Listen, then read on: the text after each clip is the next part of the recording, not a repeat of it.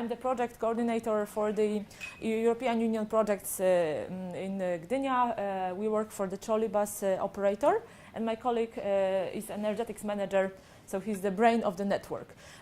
I feel wired already, since I'm going to talk about trolley bus transport. It's pretty... So, just to give you an overview of Gdynia.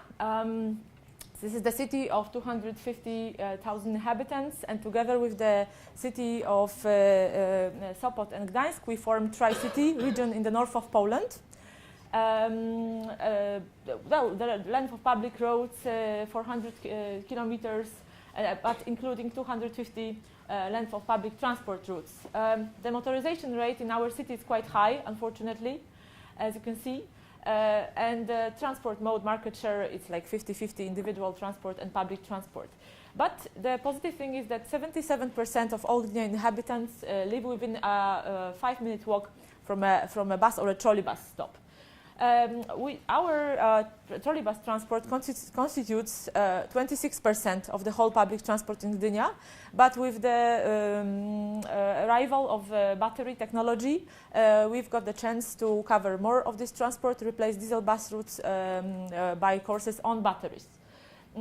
At the moment, we own 93 trolley buses, but 75 in regular operation. We cover 5 million vehicles kilometers a year. At the moment, there are 12-day lines. There are only 3 trolleybus cities in Poland. However, there used to be many more. And just to give you a little overview, not so long time ago, in 1998, there was a question whether to close down the trolleybus transport in Gdynia. However, some clever politicians decided to invest in it. So we were virtually on the brink of extinction, you can say. Yes, that's true. But thanks to European Union projects, we invested a lot in infrastructure. We built the power dispatch management center, and we manage the power dispatch centrally. We have built a huge depot, invested in the fleet. About 45 trolley buses were bought from EU funds. And all these investments into high technology allowed us to take part in more technologically advanced projects, such as Civitas Dynamo or eLIPTIC. And today we are going to present the results of the Dynamo project that give a totally new scope to our operation, thanks to the battery technology. Within Civitas Dynamo, we purchased 2 lithium-ion battery trolley buses. The cost of one trolley bus was 400,000 euro. And after positive off-grid tests, we have done the extension on a 2-kilometer line in the central part of Gdynia, which is a kind of a touristy and very popular area in Gdynia. And it was to be a test line running only in the warm season from May to October. However, the inhabitants liked it, and it stayed as a regular line. And now it's being operated since May 2015 until now. That was a kind of a novelty because, in the past, our trolley buses did have an alternative battery drive, which was a nickel-cadmium battery, but it wasn't used regularly on off extensions. It was only used in case of emergency. The passengers were not used to this site. However, they got used to very quickly, and they really welcome this innovation. Well, thanks to the demonstration in Civitas Dynamo, we got into eLIPTIC project, electrification of public transport in cities based on existing infrastructure, and we are considering at the moment more extensions, and the second one is going to happen pretty soon in December. We are going to serve a residential district of Gdynia, and the novelty is that there's going to be also the external charging point on the loop there. This is the technological innovation is that the pantographs, of course, lower and raise automatically when they get off and get on the traction. The batteries that we purchased within Civitas Dynamo allow us to go safely up to 15 kilometers, depending, of course, on the weather conditions. However, we were so satisfied with these vehicles that with our own funds, we bought 4 more, one of them with the same battery capacity and 2 more with double battery capacities, allowing us for a double range. The battery is placed at the back of the vehicle. Here you can see the nickel-cadmium battery that we used in the other older type of the vehicles. Just coming back to the battery, my colleague is going to provide some technical information about lithium-ion and nickel-cadmium batteries. In Gdynia, we exploit two types of batteries. The oldest technology is presented here. There are nickel-cadmium batteries, and the capacitance of this blue box is about 8 kWh. In case of newer technology, this lithium-ion battery will be shown in the next slide. The capacitance is about 3 times bigger, and the capacitance more than 3 times. The capacitance of the one battery pack is more than 20 kWh. So total capacitance of battery which are installed in trolley bus, of course, depends on the number of these power packs. For example, in this vehicle we have only 1 power pack, but in case of some vehicles we have 2 or 3 power packs of this battery. Yes, and the second measure that we introduced, Mark mentioned in his presentation the storage capabilities. We decided to purchase the supercapacitor that would store energy from braking, and it's successfully operating now. It saves us about 12% of the energy on the section where it is placed. I need to add that in the future I think we are sure that this level of energy reducing consumption will be better, because now it is only 12%, but nowadays only about in half or about in 50% of all vehicles the energy recuperation is working properly, because some of our vehicles are older, for example with rheostatic speed control, so in these trolley buses there are no energy recuperation during braking. In next few years we are going to exchange every vehicles to vehicles equipment with energy recuperation, so this number will be better, and we expect that this supercapacitor energy storage system will allow to reduce consumption in 20% or more than 20%. Yes, so it depends on the number of vehicles with recuperation system. So this is the substation where the supercapacitor is placed. As for the cost, it was 75,000 euros. Supercapacitor modules are placed in this container. The DC-DC converter is inside of the substation, and the supercapacitor modules are outside the substation. Yes.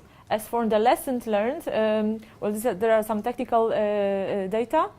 And the most important is the energy capacitance, 1 point. Here is DC-DC converter, it is photo from inside of the substation. Yeah. Mm-hmm. Basic scheme, there is there are supercap modules, there is supply system and DC-DC converter. So these modules are outside of the substation, this DC-DC converter is inside in the substation, and it is connected to the DC 600 voltage grid.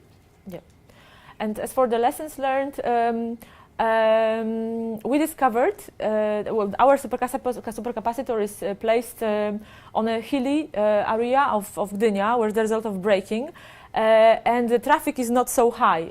So the lesson learned and that we could transfer to other cities is that there is no point in placing the supercapacitor in the area where there are a lot of vehicles and they can consume the energy from braking on the spot. So it's better to place the device on the area with less traffic and a lot of braking. We are thinking, considering placing one more supercapacitor in the south area here, but no other places are considered apart from that. So this is, you can see on the graph how the supercapacitor actually saves the energy. Recuperated energy usage before installation of this red one. It is before installation of the supercapacitor energy storage system and after.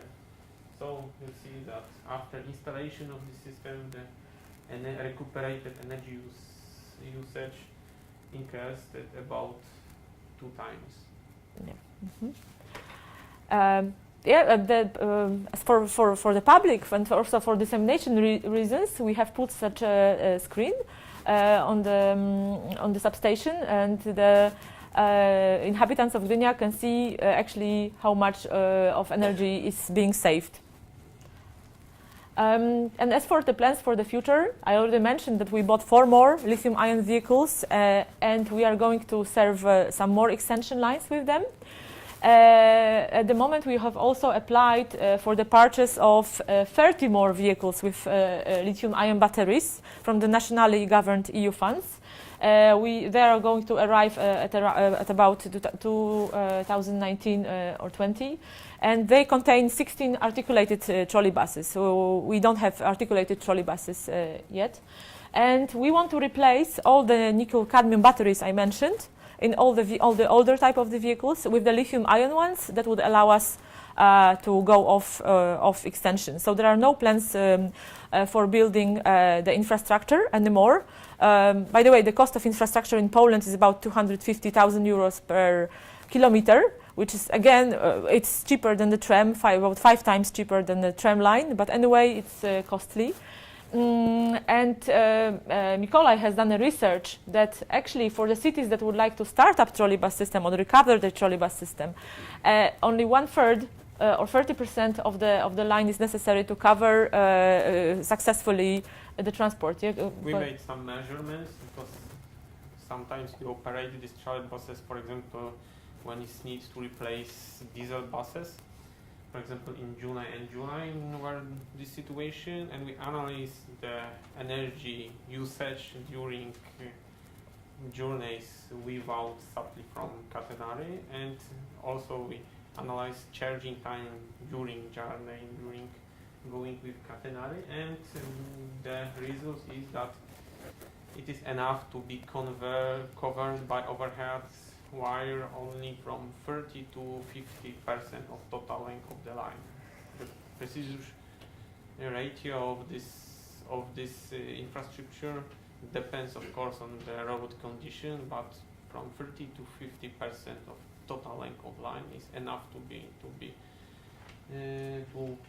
charge this battery for autonomous ride. Yeah, and the basic and the biggest advantage over in motion charging of the trolleybus is that the trolleybus operates and it's still in traffic. Yeah, doesn't have to wait on the depot or the charging station, so we do not lose time. And the perfect example of the trolleybus system that was built from scratch and covers only a part of the city is the Swedish city of Landskrona, which in 2003 built their trolleybus system. This is a small city, 33,000 inhabitants, but they were really successful in planning the infrastructure into their city, and after some measurements they discovered they don't have to cover a lot of space with the wires to have a successful transport system. I know that pretty soon there's going to be a conference in Switzerland on how to build in the wired infrastructure into the city so that it doesn't disturb. Many people have it as a kind of a drawback of the trolleybus system, the overhead lines. Yeah, but there are ways to fit it somehow so that it's not disturbing.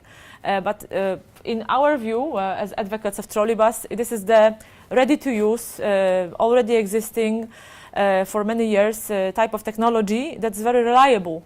And if you want to electrify the public transport pretty fast, this is there to be used, and not so costly too. The last point about our plans. I mentioned the new extensions that are going to be there in Gdynia, and several charging points. These are going to be a three-phase socket plug-in charging points also.